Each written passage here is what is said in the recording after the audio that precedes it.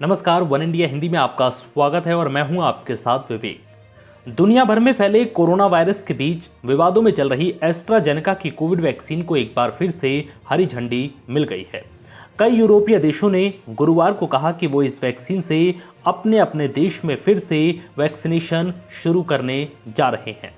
European medicine agency ने इस vaccine को सुरक्षित और प्रभावी बताया है। इस वैक्सीन के लगाने पर खून का थक्का जमने की बात कही जा रही थी, लेकिन एजेंसी ने कहा है कि इस वैक्सीन का ऐसी घटनाओं से कोई लेना देना नहीं है। इस वैक्सीन की सुरक्षा को लेकर कई दिनों से बहस चल रही थी।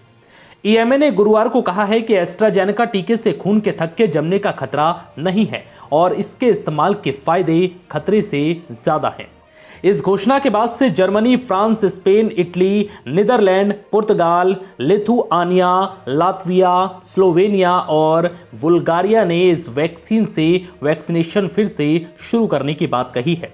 यूरोपियन मेडिसिन एजेंसी की यह घोषणा तब आई जब विश्व स्वास्थ्य संगठन और ब्रिटिश हेल्थ वॉच डॉग ने भी इस वैक्सीन को सुरक्षित बताया था और कहा था कि ऐसे में जब कई देशों में कोरोना के मामले बढ़ रहे हैं, ऐसे में वैक्सीन ना लगवाना ज्यादा खतरे की बात है। ईएमए की चीफ एमर कुक ने कहा है कि एस्ट्राजेनेका की वैक्सीन की जांच के बाद समिति इस स्पष्ट वैज्ञानिक निष्कर्ष पर पहुंची है कि ये एक सुरक्षित और प्रभावी वैक्सीन है।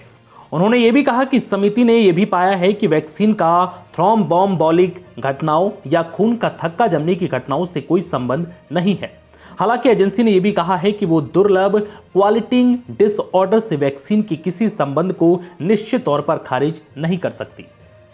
बता दें कि पिछले सप्ताह इस टीके की खुराक लेने के बाद लाखों में से कुछ लोगों के शरीर में खून के थक्के जमने की खबरें आई थी, जिसके बाद कई यूरोपीय देशों ने एस्ट्राजेनेका का टीका लगाए जाने पर रोक लगा दी थी।